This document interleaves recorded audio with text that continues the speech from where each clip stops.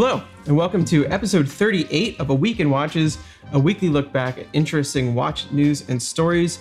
I'm your host, Zach Weiss, co-founder of Worn and Wound. This week we have a range from the ultra high-end to some quite accessible watches with a few things in between. All great stuff, I have to say. If you find this video and this series enjoyable, please do like and subscribe. We really do appreciate it. Before we get into it, this week's sponsor is the Windup Watch Shop, which is Worn and Wound's retail arm.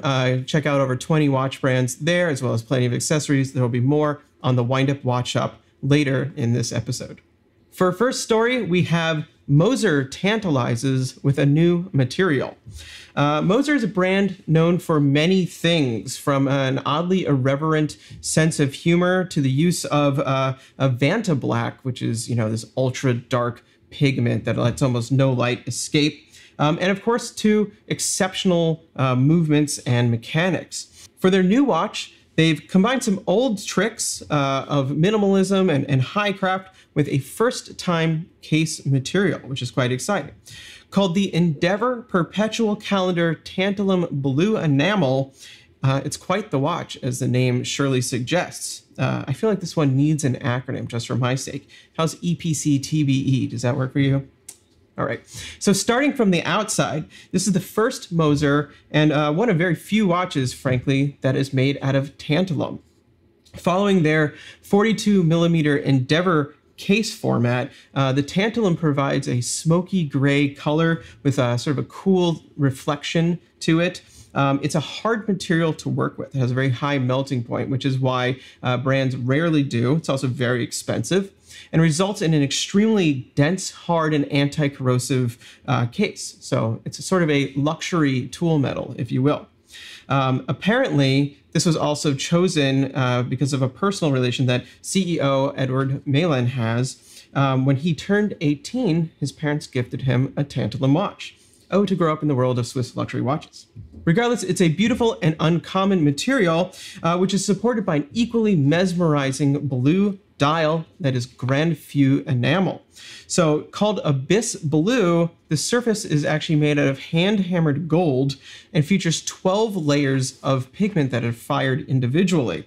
This results in this sort of ombre effect with a dial that sort of ranges from a blue-green to a darker blue on the outside, and no two dials are the same. But that's not all. This watch is also a perpetual calendar. A unique approach to perpetual calendars, Moser has reduced the information presented to really the bare minimum. In fact, at first glance, you might not think this is a perpetual calendar at all.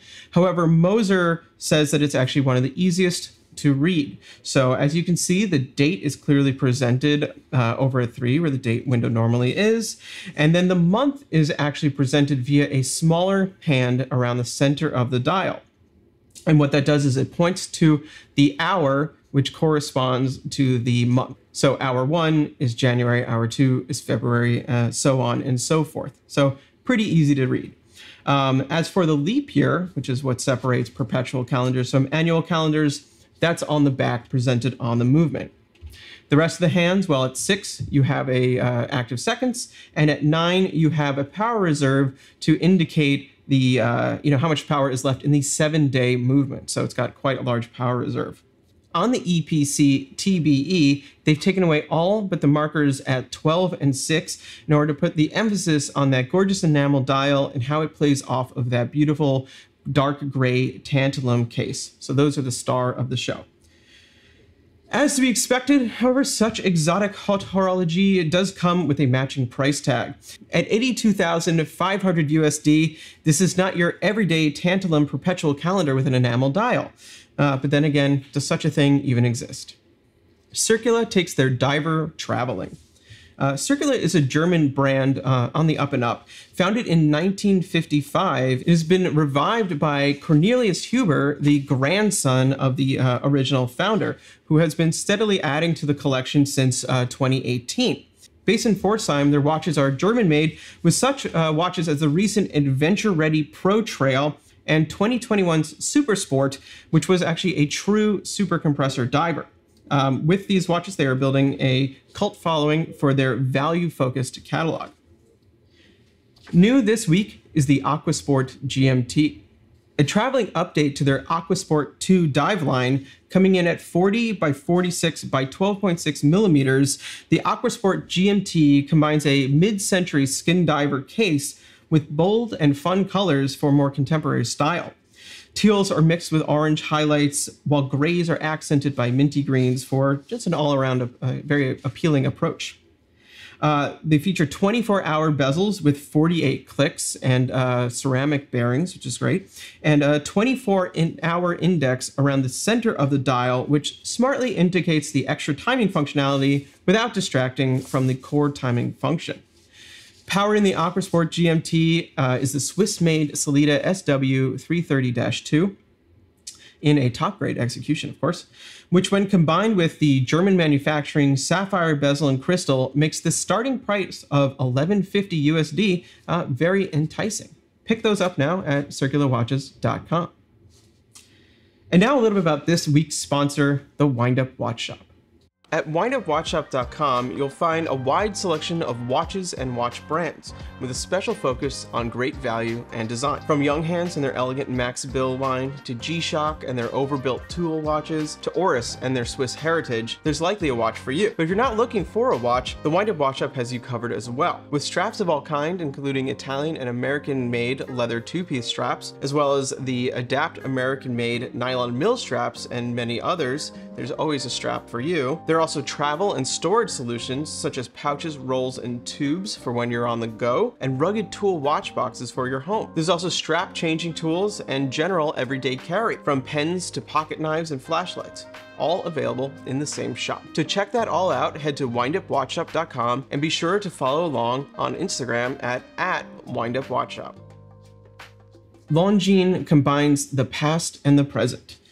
Longines is no stranger to digging through their archives. From their dual crown legend divers to last year's Ultra Chron, which was one of the most underrated watches of the year in my opinion, their rich history is a constant source of inspiration. This week they announced their most recent dip in the past with the Longines Pilot Majetek. I might be mispronouncing that the entire time. I apologize if I do. Based on the 3582 from 1935, the Longines Pilot Majetek reinterprets a historic design, not recreates it. The 3582 was created for the Czech Air Force and featured a strange cushion case with flared lugs, a rotating coin edge bezel that moved a lume triangle around the edge of the dial. The dial featured a typical military layout of the time, with large Arabic numerals, railroad index, sub-seconds at 6, and large cathedral hands. The 3582 was issued from 1939 to 45 and was marked with Majetek Vojenské Zprávy, which stands for Property of the Czechoslovak Army, which is where the word Majetek comes from in the new model. If you're thinking they've remade this watch before, you'd be right. In 2014, Longines made the Heritage 1935, which was a fairly visually faithful tribute to the 3582, but with the addition of a date and the subtraction of a rotating bezel. The new Pilot Majetek takes a very different approach. Now with an aggressive 43mm case, the design feels like what it might have looked like had they issued another version in perhaps like the Vietnam era. The almost dressy elements of the early 20th century version have been substituted with stripped-down, rugged versions. The bezel hints at the elegant coin edging of yore, but now is heavy and has a fluted texture that is meant to be gripped clearly, which is an important visual cue as the bezel once again rotates a kind of fang-like loomed triangle around the edge of the dial.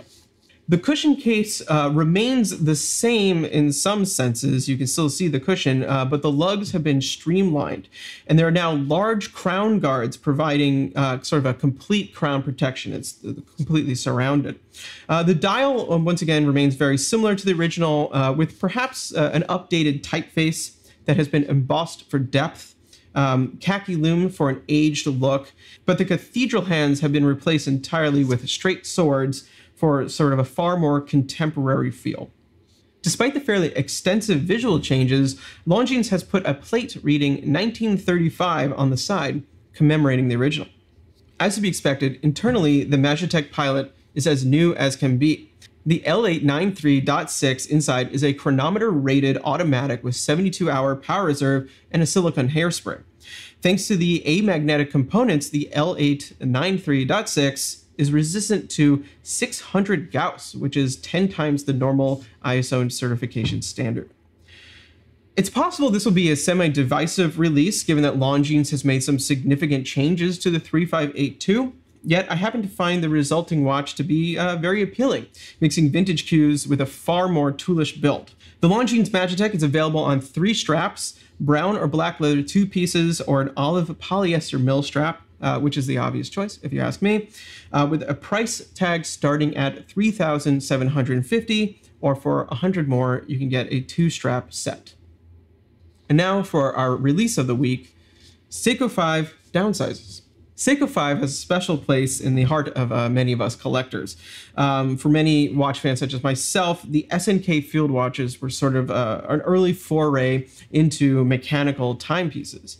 The combination of military styling, small scale, automatic movement, and, well, very accessible pricing made them basically irresistible. It's one of the first reviews we had on Worn and Wound.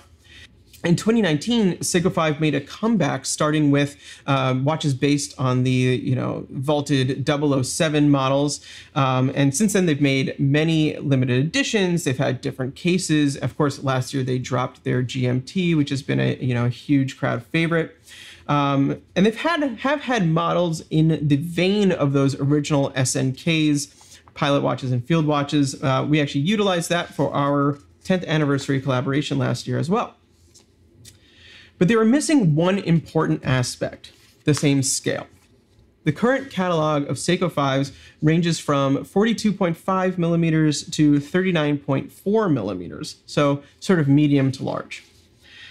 One of the best aspects of those SNKs that we all collected were the 37 millimeter case. Well, Seiko 5 is getting back to form with new, smaller cases. Seiko 5 announced in Europe and Asia so far a new trio of watches with 36.4 millimeter cases, even smaller than those OG SNKs. This is clearly very exciting news.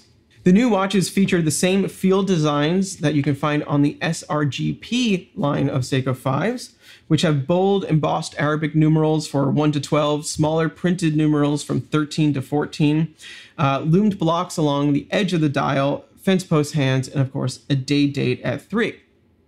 The new SRPJ line keeps all of that intact, but simply puts it in a 36.4 by 44 by 12.5 millimeter case with 18 millimeter lugs.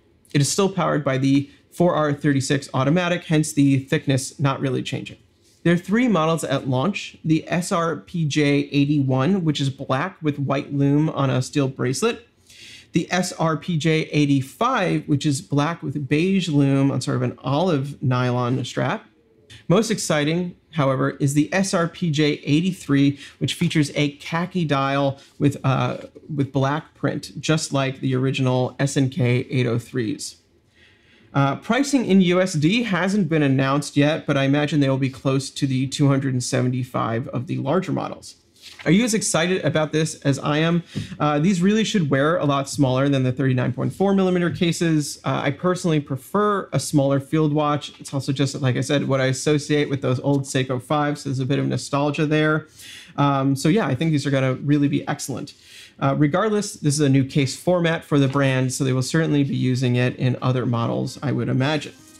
And that's it for this episode of A Week in Watches. Please do check out this week's sponsor, windupwatchshop.com. Don't forget to head to wornandwound.com daily for news, reviews, and all other sorts of information about watches. And once again, if you enjoyed this video, don't forget to like and subscribe. We'll see you next time.